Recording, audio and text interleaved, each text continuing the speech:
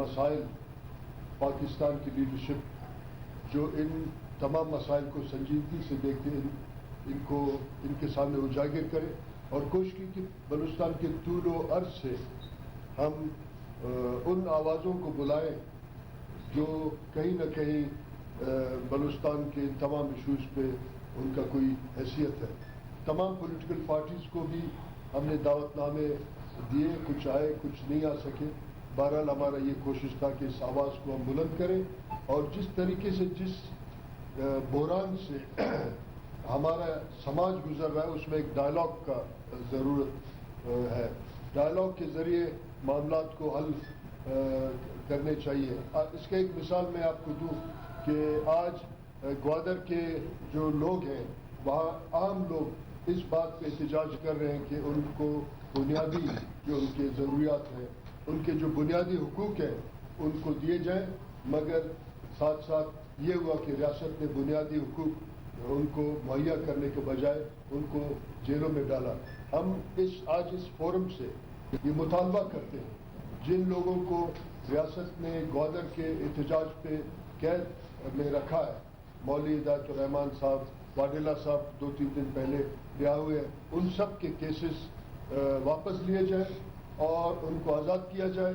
ان کے جتنے بھی مطالبات ہیں ان کو فوراً ریاست پورا کرے اور گوادر کے لوگ جن کو بار بار یہ بتایا جاتا ہے کہ سی پیک کا سر چشمہ ہے، ان کے حقوق دیے جائیں اور وہاں امن کا فضا قائم کیا جائے. اگر ریاست اسٹیٹ کا میں بات کرتا ہوں کیونکہ حکومت کا بات اس لیے نہیں کرتا ہوں، یہاں حکومت مفلوج ہیں، وہ کسی اور کے ریموٹ کنٹرول پہ چلتے ہیں، تو میں سمجھتا ہوں اسٹیٹ کو چاہیے کہ ڈائلاگ کے آغاز سے پہلے یہاں اعتماد کا فضا قائم کرے. بلوچستان کے مسائل کا حل ایک سوشیو اکنامک کانسٹیٹیوشنل تھیراپی میں ہے. یہ تھیراپی بلوچستان کے لوگوں کو دیا جائے تاکہ ہم اس تمام بحرانوں سے نکل سکیں، اپنے آئندہ نسلوں کو ایک خوشحال، ایک باوقار، ایک پرعظمت جو ہے مستقبل دے سکیں تاکہ ہم باقی قوموں کے برابر اپنا زندگی گزاریں. ہمارے جتنے مہربان ساتھی آئے ہیں میں آپ کے توسط سے ان کا بھی شکریہ ادا کرتا ہوں کہ انہوں نے ہمارا آواز سنا، تلخ حقائق سنے، یقیناً تلخ باتیں بھی سنی ہوں گی مگر انہوں نے بڑا تحمل سے 9 گھنٹے سنا. اس کا مطلب یہ ہے کہ سنجیدگی سے ڈائلاگ کا آغاز ہو چکا ہے. بسم اللہ الرحمن الرحیم. بہت شکریہ حضرات آپ کا تشریف لانے کا اور ہمیں موقع دینے کا، بات کرنے کا. میں لشکری رئیسانی صاحب کی بھی کا مشکور ہوں کہ انہوں نے اتنا اچھی میزبانی کی ہے. یہ ہماری پہلے سیمینار کی ری امیجننگ پاکستان کا تصور نو، جس کی انشاءاللہ تعالی اگلی قسط جو ہے وہ پشاور میں ہوگی، جہاں پہ خواجہ محمد ہوتی صاحب ہماری میزبانی کے فرائض انجام دیں گے. میں بات کرنا چاہتا ہوں تھوڑی سی معیشت کے بارے میں. آپ جانتے ہیں کہ اب معیشت کے حالات جو ہیں وہ تھوڑے سے مشکل ہیں، عوام اس وقت مشکل کا سامنا ہے، اور اس کی ایک بڑی وجہ یہ ہے کہ پاکستان کو اس سال کے 21 ارب ڈالر واپس کرنے ہیں بیرون ملک کے اداروں کے اور بیرون ممالک کے قرضہ جات کے. اور کیونکہ پاکستان میں کبھی بھی ہم پیسے نہیں کما سکتے باہر کی ایکسچینج کرنسی کے، تو ہم کو کسی ایک ملک سے قرض لے کر کسی ایک اور ملک کو واپس کرنا ہوتا ہے، یا ایک ادارے سے قرض لے کر کسی اور ادارے کو واپس کرنا ہوتا ہے. اور پچھلے 20 سالوں میں ہم نے یہ دیکھا ہے کہ پاکستان میں قرض جو ہے وہ بڑھتا جا رہا ہے، یہاں تک کہ اب 51,000 ارب روپیہ قرض ہو چکا ہے پاکستانیوں کے اوپر. اور ہم نے یہ بھی دیکھا کہ پاکستان کے اوپر بیرونی ملک کا جو قرضہ ہے وہ بھی 25,000 ارب روپیہ چڑھ گیا ہے. اس کی اب جو مسائل ہیں وہ یہ ہے کہ اس کی وجہ سے مہنگائی در بڑھ رہی ہے اور اس کی وجہ سے بے روزگاری بڑھ رہی ہے. اور جب مہنگائی اور بے روزگاری بڑھے گی اور ساتھ ساتھ حکومت کے وسائل کم ہوں گے، تو جو حکومتیں تعلیم پہ خرچ کر سکتی تھیں یا کرنا چاہیے، یا جو حکومت کو صحت پہ خرچ کرنا چاہیے، وہ حکومت جو ہے وہ قسط بھرے گی، باہر پیسوں دے گی، اور وہ تعلیم پہ خرچ نہیں کر سکے گی اور صحت پہ خرچ نہیں کر سکے گی. آلریڈی پاکستان میں آدھے بچے جو اسکول جا سکتے ہیں، جن کی اسکول جانے کی عمر ہے 16 سال کی یا اس سے کم، وہ اسکول میں نہیں ہیں، اور جو بچے اسکول میں ہیں وہ بھی فیل ہو رہے ہیں. اور پاکستان کے اندر اس وقت 80% بچے جو ہیں وہ میل نورشڈ ہیں. تو یہاں پر اب گنجائش نہیں ہے کہ ہم یہاں پر اور ہمارے لوگوں کے پیٹ کاٹیں. اور باہر قسطیں بھریں تو ہم کو کوئی نہ کوئی نیا طریقہ نکالنا پڑے گا، اور طریقہ ایک ہی ہے کہ ہم کو زیادہ سے زیادہ پاکستان کے باہر اپنی مصنوعات بیچنی پڑیں گی، جس سے یہاں پہ نوکریاں بھی کریٹ ہوں گی، اور ساتھ ساتھ ہم کو زراعت کو آگے لے کر آنا ہوگا۔ تو ہم یہ سمجھتے ہیں کہ جو پاکستان وہی مضبوط ہوگا جس میں پاکستانی مضبوط ہوں گے۔ اگر ہم پاکستانی لوگوں کو مضبوط کر دیں گے، اپنے لوگوں کو روزگار پرووائڈ کر دیں گے، اپنے لوگوں کو مضبوط کر دیں گے، تو خود بخود انشاءاللہ تعالی لوگ اپنے بچوں کو بھی پڑھا لیں گے، لوگ اپنی بیماری کا بھی حل نکال لیں گے، اور اس کے ساتھ ساتھ ملک بھی آگے ترقی کرے گا۔ تو اب وقت آ گیا ہے کہ پاکستان کے اندر لوگوں کو حقوق دیے جائیں، اور جو 18ویں ترمیم نے آپ یہ سمجھ لیجئے کہ وفاق سے لے کر صوبوں کو حقوق دیے تھے، اور اب لوگ بات کر رہے ہیں اور صحیح بات کر رہے ہیں کہ صوبوں سے لے کر ضلعوں کو حقوق دیے جائیں، تو ہم یہ سمجھتے ہیں کہ ایکچولی حقوق جو ہے وہ لوگوں کو دینے چاہیے، لوگوں کو روزگار دیں، لوگوں کے لیے مشکلیں آسان کریں۔ مہنگائی جو ہے اس وقت آپ پتہ ہے کہ عروج پہ ہے، اور حکومت جو اپنے مسائل سلو نہیں کر سکتی ہے، ایک نجکاری کا مسئلہ ہے پاکستان میں، 20 سال سے ہم کوئی نجکاری بھی نہیں کر سکیں، اور دوسری طرف حکومتی ادارے جو ہے وہ اربوں کا نقصان کر رہے ہیں، تو اس کا کوئی نہ کوئی حل نکالنا پڑے گا۔ ایک سرکولر ڈیٹ کا مسئلہ ہے جو 2800 ارب روپے سے اب تجاوز کر گئی ہے اور تیزی سے بڑھ رہی ہے۔ مشرف صاحب کے زمانے سے یہ چل رہا ہے، کسی حکومت نے اس کا حل نہیں نکالا، تو کیا اب یہ ضروری نہیں ہے کہ اس کا حل نکالیں، یا کہ روز کے روز بجلی مہنگی کرتے رہیں؟ تو اب وقت آ گیا ہے کہ حکومت جو ہے وہ کچھ فیصلے کرے، ہم منحاصر قوم فیصلے کریں کہ ہماری کیا معیشت کی سمت ہونی چاہیے، اور اس پہ کام کریں، کیونکہ بہت بے روزگاری بڑھ چکی ہے، بہت مہنگائی بڑھ چکی ہے۔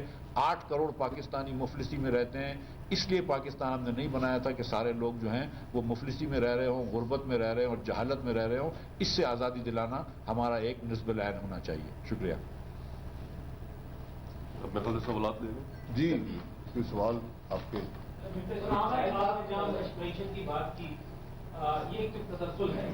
آپ جو سیمینار میں باتیں ہوئی، آج بھی جو آپ بتا رہے ہیں کہ سیاسی جو ہمارا ماحول ہے، جو کلچر ہے، اس میں کیپیسٹی نہیں ہے، تو وہ کون سے پلاز ہیں جہاں پر ہم اپنے خزانے کے معاملات کو یا معیشت کے معاملات کو ٹھیک نہیں کر سکتے؟ کیا کوئی بہتر سیٹ اپ، کیا ٹیمیں نہیں ہیں پولیٹیکل پارٹیز کے ساتھ، یا ہم دیکھتے ہیں کہ ہر 6 ماہ بعد، ہر 8 ماہ بعد وزیر خزانہ تبدیل ہوتے ہیں؟ کیا وجہ آپ سمجھتے ہیں کہ معیشت کس جگہ پر؟ جی دیکھیں، ہم کسی حل کا دعویٰ نہیں کرتے، ہم تو صرف مشکلات کا ذکر کر رہے ہیں اور حل کی بات کر رہے ہیں کہ آج حل کی ضرورت ہے اور حل کے طریقے ہیں۔ کوئی معجزاتی حل پاکستان کے پاس نہیں ہے، ہمیں ہر معاملے پر محنت کرنی ہوگی، اس کو درست کرنا ہوگا، اور مشکل فیصلے کر کے ملک کو استحکام دینا ہوگا۔ اس کے ساتھ ایک سیاسی استحکام کی ضرورت ہے۔ میں نے کل بھی کہا کہ اگر بلوچستان کے آج مسائل ہیں، اس کی بنیادی وجہ بلوچستان کی غیر نمائندہ لوگ ہیں جو اسمبلی میں بھیجے جاتے ہیں۔ بلوچستان میں یہ ممکن نہیں ہے کہ ہم لسٹیں بنائیں اور ان لوگوں کو کسی کو جتا دیں اور کسی کو ہروا دیں۔ کل وہاں پر بہت سے معاملات کا ذکر ہوا، لیکن آج آپ خود دیکھ لیں، میں صرف ایک مثال کے طور پر بلوچستان کی بات کرتا ہوں، جو آپ کے ایم این ایز ہیں، جو آپ کے ایم پی ایز ہیں، جو آپ کے سینیٹرز ہیں، اور یہی حال تمام ملک کا بھی ہے۔ کیا وہ واقعی بلوچستان کے عوام کی نمائندگی کر رہے ہیں؟ کیا وہ بلوچستان کے مسائل کا حل ڈھونڈ رہے ہیں؟ کیا وہ حل تلاش کر سکے ہیں؟ یہی کیفیت سارے ملک میں ہے، اور یہی خرابی کی بنیادی جڑ ہے۔ کانفرنس میں کل ایک کانفرنس میں ہم نے یہ دیکھا، جو خدشات تھے ان کا اظہار بھی ہوا، سب کچھ آپ لوگوں نے بتا دیے، اور حل کی طرف بھی آپ لوگوں نے ایک بس یعنی اسٹیپ آپ لوگوں نے اٹھا لیا، لیکن پھر بھی بینگ سینئر پولیٹیشین آپ لوگ کیا سمجھتے ہیں؟ کیونکہ نئے الیکشن کے حوالے سے آپ لوگوں نے بھی جو خدشات کے اظہار کیے دوبارہ الیکشن، لیکن اگر ٹیکنوکریٹ گورنمنٹ کی طرف آپ لوگ جائیں گے، کس طرف آپ لوگ اشارہ دیں گے؟ نہیں، اشارہ کسی طرف بھی نہیں ہے۔ ہم تو آئین کی بات کرتے ہیں کہ آئین کو امپلیمنٹ کریں، آئین کو پورا امپلیمنٹ کریں۔ ہم آئین کو جزوی طور پر نہیں کر سکتے۔ اگر ہم بلوچستان کے مسنگ پرسنز کی بات کرتے ہیں، جو دیرینہ مسئلہ ہے، اس کا حل بھی آئین کے اندر ہی ہے۔ اگر ہم آئین کو تسلیم نہیں کریں گے، آئین کی شکوں کو مانیں گے نہیں، تو پھر ان مسائل کا حل نہیں نکلے گا۔ معیشت کا حل بھی، سیاست کا حل بھی، اور ملک کے جو دیگر مسائل ہیں، سب کا حل آئین کے اندر موجود ہے۔ اگر آج ایک نئے سوشل کانٹریکٹ کی ضرورت ہے، تو وہ بھی ایک سیاسی نظام سے ہی آئے گا۔ سر بلوچستان میں جو 1970 سے اٹھن کی ابھی پنجاب میں بھی وہی چیز نظر آ رہی ہے، جو بلوچستان کا مسئلہ ہے سمجھے وہ پورے ملک کا مسئلہ بن چکا ہے. تو آپ جو یہ سیریز چلا رہے ہیں سیمینارز کی، اس کو کہاں رکھیں گے؟ کیا ڈاکومنٹ کی صورت میں لائیں گے؟ اس کا اینڈ کیا ہوگا؟ سیریز ڈائلاگ تو پہلے بھی بہت ہوئے، اس ڈائلاگ کا انجام کیا ہوگا؟ دیکھیں، یہ ڈائلاگ ایک ملک کے مسائل کے حل کا ڈائلاگ ہے، اور سب کی بنیاد جو ہے وہ آئین کے اندر ہے. اگر آپ 70 سے بات کر رہے ہیں تو آپ بھی آئین کی بات کر رہے تھے. آج 73 کے آئین کو اس سال 50 سال ہو جائیں گے. کیا وہ آئین کامیاب ہوا یا ناکام ہوا، یا کیا ہم نے اپنے عمل سے اس کو ناکام کیا؟ اگر اس کے اندر خرابی ہے ان کو درست کیا جا سکتا ہے، لیکن ہمیں سب کو اپنے گریبان میں دیکھنا ہوگا. یہاں کوئی بھی الزام سے بری و ذمہ نہیں ہے. ادارے، شخصیات، سیاسی جماعتیں، سب نے جو کچھ کیا، آج جو فصل آپ کاٹ رہے ہیں وہ اس وقت کا بویا ہوا کام ہے. سر آپ کہ ملک مکمل طور پر معاشی طور پر، سیاسی طور پر، معاشی طور پر کنزاپس ہونے جا رہا ہے یا ہو چکا ہے. آپ وزیر اعظم رہے، آپ کے ساتھ ساتھی بھی بیٹھے ہیں، مختلف ملکوں پہ رہے. یہ باتیں آپ نے اس وقت کیوں نہیں کی؟ بلوچستان کے ٹائم پر آپ نے اس کا ڈیو رائٹ کیوں نہیں دیا؟ ایک سیکنڈ، آپ کا یہ جو فورم ہے، یہاں سے آپ انتخابی اتحاد کی شکل میں جائیں گے یا اپنی جماعتوں کے ٹکٹس پر جو ہے ایکشن لیں گے؟ دیکھیں، یہاں کسی کو ڈیفینڈ کرنے یا کسی پر الزام لگانے کی بات نہیں ہے. میں تو سب کہہ رہا ہوں، ہم سب اس کے ذمہ دار ہیں. جو بھی آج سیاست میں ہیں، جو بھی عسکری قیادت میں رہی ہیں، مارشل لا گورنمنٹس میں رہی ہیں، جو جوڈیشری میں رہی ہیں، یہ اگر آپ نے ذمہ داری لگانی ہے تو پھر ایک ٹروتھ کمیشن بنا دیں. اس ملک کے حقائق بڑے ہی تلخ ہیں، اور حقائق وہ نہیں ہیں جو اخباروں میں چھپتے ہیں یا ٹی وی پر آتے ہیں. یہ بھی میں آپ کو بتا دوں. تو ہمارا مقصد، پاکستان دو چیزوں میں خود کفیل ہے، ایک سیاسی جماعتوں میں اور ایک میڈیا چینلز میں. اس لیے نہ کسی سیاسی جماعت کی ضرورت ہے. ہمارا تو کام ہے کہ جو سیاسی سیٹ اپ ملک میں ہے، کم از کم اس کا رخ تبدیل کریں، کہ اس کو پاکستان کے مسائل کی طرف لے کر آئیں، عوام کی تکلیف کی طرف لے کر آئیں. آپ خود ٹاک شوز، پاکستان میں ہر رات 50-60 ٹاک شوز ہوتے ہیں، سب چینلوں پر ہوتے ہیں. آپ کبھی اس کے اندر پاکستان کی بات سنیں گے؟ اس کے اندر یہی ہے کہ یہ فلانا یہ کھا گیا ہے، وہ یہ کر گیا ہے، اس نے ماضی میں یہ کیا تھا، میں نے یہ کیا تھا. بھائی جس نے جو کچھ کیا تھا، آج اس کے رزلٹ آپ کے سامنے ہیں. اس کے حل کی ہم بات کر رہے ہیں. آپ جب تو آپ جا رہے تھے IMF کی طرف، تو ابھی سرکار صاحب بھی کہہ رہے کہ ہم لوگ IMF کی طرف جا رہے ہیں، تو آپ اس پالیسی میں کیا فرق ہے؟ میں سمجھتا ہوں کہ IMF جب ہم نے کر لیا تھا اور IMF کو واپس لے کر آ گئے تھے تو ایک معیشت کو ایک ڈگر پر بٹھا دیا تھا، ڈیفالٹ قرض ختم کر دیا تھا. میں سمجھتا ہوں کہ یہ پچھلے 4 مہینے میں جو حکومت نے فیصلے نہیں لیے اس سے معیشت کا نقصان ہوا ہے. لیکن اب میں بڑا خوش ہوں کہ حکومت نے اب فیصلہ کر لیا ہے کہ IMF سے بیٹھ کے بات چیت کریں. تو میں امید کرتا ہوں کہ جو ملک معیشت کے مسائل ہیں اس کی حل کی طرف ہی جائیں گے. سر IMF کی ٹیم بنگلہ دیش جو ہے ان کے ساتھ معاملات کو کے پا گئے، لیکن بنگلہ دیش جیسے ملک کے ساتھ ان کے معاملات کے پا گئے تو ہمارا کیا ہوگا؟ ہم بیٹھیں گے اور بات کریں گے تو معاملات طے پائیں گے نا. لیکن اگر آپ بیٹھنے کے لیے تیار نہیں ہوں تو مشکل ہو جاتی ہے. تو اب یہ بیٹھ کے بات چیت کر رہے ہیں تو انشاءاللہ میں امید کرتا ہوں، میں سمجھتا ہوں، میں حکومت کے اس قدم کا خیر مقدم کرتا ہوں کہ IMF سے انہوں نے بات کرنے کی بات کی. گو کہ 4 مہینے کا نقصان کیا، گو کہ پیسوں کا نقصان کیا، لیکن بہرحال یہ چلے، اچھی بات ہے، دیر آئے درست آئے. اور انشاءاللہ تعالیٰ آپ جیسے بنگلہ دیش نے آپ نے فرمایا کر لی بات، اس طرح ان کو بھی بات کر لینی چاہیے. سر آپ کو کیا لگتا ہے سر میاں نواز شریف کے پاکستان واپس آ جائیں، یہ جو مسائل جس کو کیا یہ حل ہو پائیں گے؟ فرسٹ یہ، اور سیکنڈ یہ کہ جب آپ لوگ عمران خان کے خلاف تحریک عدم اعتماد دیتے ہیں تو آپ لوگ بلند و بات دعوے کرتے رہے کہ ہم کھلاڑی ہیں اور اس گیم کے پرانے پلیئرز ہیں، ہم معیشت کو درست کر رہے ہیں. وہ کون سی وجوہات ہیں جس کی وجہ سے اب تک 8 سے 9 ماہ گزر میں معیشت پٹری بنی؟ دیکھیے، پہلی بات یہ ہے کہ ہم یہاں، میں اپنی جماعت کو ڈیفینڈ کرنے نہیں آیا یا معیشت کو ڈیفینڈ کرنے نہیں آیا، پالیسی کو ڈیفینڈ کرنے نہیں آیا. یہ ایک نان پارٹیزن غیر جماعتی بنیاد پر ہم نے بات کی ہے. لیکن چونکہ آپ نے سوال کر دیا، جو خرابی 4.5 سال یا 10 سال یا 20 سال میں جو بنیادی خرابیاں ہیں ان کے جو ریزلٹس ہیں وہ آپ 8 مہینے میں دور نہیں کر سکتے. ہو سکتا ہے آپ 8 سال میں بھی دور نہ کر سکیں، لیکن استحکام کی ابتدا ہونی چاہیے. وہی یہ حکومت کوشش کر رہی ہے. میاں نواز شریف صاحب کے ساتھ جو ناانصافیاں ہوئی ہیں، ہم ان کے وطن آنے کی بات کرتے ہیں، لیکن ہمیں ان ناانصافیوں کا ازالہ بھی کرنا چاہیے، اور وہ ناانصافیاں بڑی واضح ہیں۔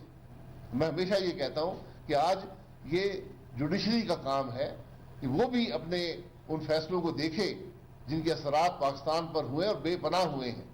میں ان مسائل کی بات نہیں کرنا چاہتا جو کچھ سیاستدانوں کے ساتھ ہوا، جو اس ملک کے معاہدوں کے ساتھ ہوا، جو اس ملک کو چلانے میں جو اثر رہا ہے جوڈیشری کے فیصلوں کا اور ان کے عمل کا، اس کا ایک بڑا حصہ ان معاملات میں ہے جن کے شکار آج پاکستان ہے۔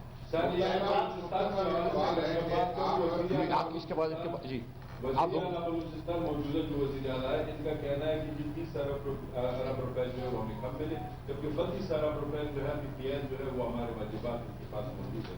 جب ہم دیکھتے ہیں کہ گزشتہ 20-25 سالوں سے میں صحافت سے بلوچستان میں وابستہ ہوں، میں دیکھ رہا ہوں کہ بلوچستان کی سطح میں کوئی بھی قرارداد پاس ہوتی ہے وفاق اس کو ٹوکری میں ڈال کے اور بلوچستان کا کوئی نہیں اس کو نظر نہیں آ رہی ہوتی۔ تو کیا سمجھتے ہیں کہ اگر اس طرح چل رہا ہے یا اس طرح مزید سرکل میں بھی اس طرح ہوگا تو بلوچستان کے لوگ کہاں جائیں گے؟ اس وقت ہماری 19 اضلاع بلوچستان کی گیس سے محروم ہے، جبکہ گیس چوری سے نکل رہے، روزانہ کوئٹہ شہر میں احتجاجی مظاہرے ہو رہے ہیں۔ آپ خود جہاں جس ہوٹل میں رہ رہے شاید اس میں بھی گیس موجود نہ ہوگا، تو یہ کس طرح چلے گا سر بلوچستان؟ جی میں اس کے حل بتا دیتا ہوں۔ اس کا حل صرف قرارداد میں نہیں ہے۔ قرارداد ایک اپنی بات کا اظہار ہوتا ہے، اس کے پیچھے عمل کی بھی ضرورت ہے۔ آج بھی بلوچستان حکومت چاہے، دوسرے صوبے چاہیں، اور میں نے بطور وزیر اعظم یہ ان کو کہا بھی تھا CCI کے اندر، آپ آئین کے مطابق اپنی گیس اور بجلی لے لیں، اس کے خود ذمہ دار بن جائیں، اور یہ آج بھی ممکن ہے۔ لیکن اس کے بارے میں نے آج تک کوئی قرارداد نہیں دیکھی۔ میں بالکل اس بات کے حق میں ہوں کہ بلوچستان کی گیس بلوچستان کو دے دی جائے، بلوچستان کی بجلی کا حصہ بلوچستان کو دے دیا جائے، سندھ کی گیس، سندھ کی بجلی سندھ کو دے دی جائے، صوبے خود ان معاملات کو طے کریں۔ یہی اس معاملے کا حل ہے، ورنہ آپ باتیں کرتے رہیں گے اس نے ہمارے پیسے دینے، اس نے پیسے دینے ہیں، یہ سلسلہ چلتا رہتا ہے، پیسے آ بھی جاتے ہیں، پیسے خرچ بھی ہو جاتے ہیں، لیکن مستقل حل جو ہے وہ آئین کے اندر موجود ہے، اس کو امپلیمنٹ کریں، CCI میں بات کریں، اسمبلی میں اس کی بات کریں۔ شاہد صاحب آپ نے کہا روزگار کے مواقع بڑھانے چاہیے، آپ سیاسی جماعت کے اقتدار بیٹھے، میرے خیال یہاں پاکستان میں لوگوں کو بھکاری بنانے میں آپ سب لوگوں کا بڑا ہاتھ ہے۔ بنگلہ دیش میں آج بھی 35 لاکھ خواتین جو ہے روزگار کر رہی ہیں، انہوں نے گارمنٹس پہ کام کیا، وہاں پر انہوں نے فیکٹریاں لگائیں، لیکن آپ لوگ نے سیاسی جماعتوں نے یہاں کے غریب عوام کو 2000 1500 2500 روپے کے پیچھے لگا کے سارا دن ATM کے کارڈوں کے اوپر وہ کھڑے ہوتے ہیں۔ تو کیا وہ بہتر نہیں تھا کہ بجائے ان کو بھکاری بنانے کے آپ لوگ کو انڈسٹری لگاتے، چاہے گارمنٹس کی لگاتے، کسی بھی چیز کے لگاتے، وہ بہتر نہیں تھا؟ جی یہ آپ کی بات درست ہے، بنگلہ دیش میں بھی فیکٹریاں حکومت نے نہیں لگائیں، پرائیویٹ سیکٹر نے ہی لگائیں گی۔ حکومت کا کام یہ ہوتا ہے کہ پرائیویٹ سیکٹر کو انسینٹو دے، ایسی پالیسی بنائے جس میں ہم ناکام رہے ہیں، ورنہ ہماری بھی آج جو ایکسپورٹ ہے وہ 100 ارب کے قریب ہونی چاہیے تھی۔ یہی ناکامی ہے جن کی بات کرنے ہم یہاں پر آئے ہیں اور ان کا حل دینے کے لیے آئے ہیں۔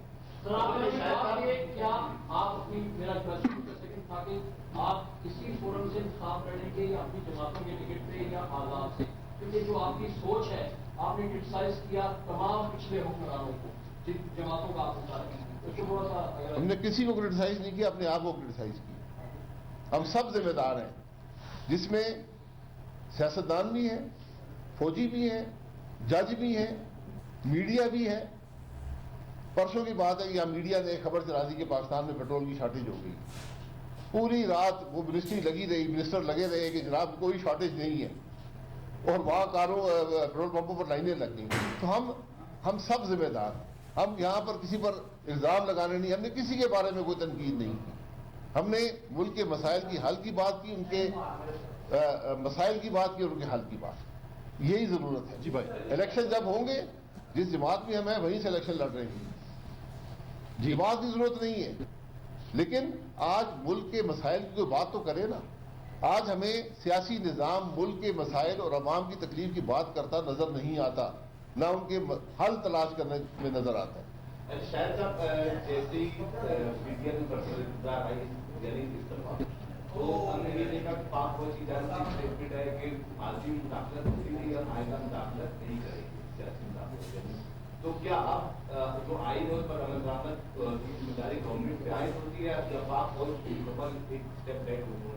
دیکھیے یہ تو وقت بتائے گا نا. ہمارے ملک میں لمبا عرصہ ماشاء اللہ بھی رہی ہے حکومت، فوج کا عمل دخل رہا ہے سیاست میں، آج بھی رہا ہے. اس کو ختم کرنے کی ضرورت، اس کو آئین کے دائرے کے اندر لانے کی ضرورت ہے. یہی آپ کو مسائل کا حل دے گا. کیا یہ ایک دن میں ممکن ہے؟ یہ وقت بتائے گا. مسائل ہیں وہ بھیجے جا رہے ہیں جس سے ملک ترقی تقریباً پیسے بھی بھیج دیا گیا ہے.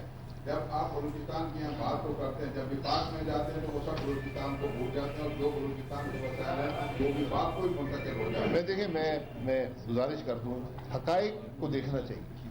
ہم نے سیندک بنایا، ہم نے اس کو چلایا، اور وفاق کا 28 ارب کا نقصان ہوا. جب 28 ارب کی کچھ حیثیت ہوتی تھی، اس کے بعد یہ کمپنی آئی ہے، اس نے چلایا ہے، اچھا چلایا ہے، برا چلایا ہے، ایک معاہدے کے تحت چلایا ہے، اور آپ کو میرا خیال ہے ہر سال 2-3 ارب روپے آپ کو مل جاتا ہے جہاں تک مجھے علم ہے. یہ بلوچستان اسمبلی کا کام ہے کہ اس کی حقائق عوام کے سامنے رکھے. یہ قومی اسمبلی کا کام ہے. حالانکہ اب یہ صوبے کے پاس اختیارات ہیں کہ دیکھ لیں سیندک معاہدے میں کیا ہوا تھا اور اس کے کیا نتائج ملے ہیں، اس کے کیا فوائد بلوچستان کو ملے ہیں. یہ عوام کے سامنے رکھنا ضروری ہے. بہت شکریہ دوستوں کا، بہت شکریہ آپ لوگوں کا. Thank you very much.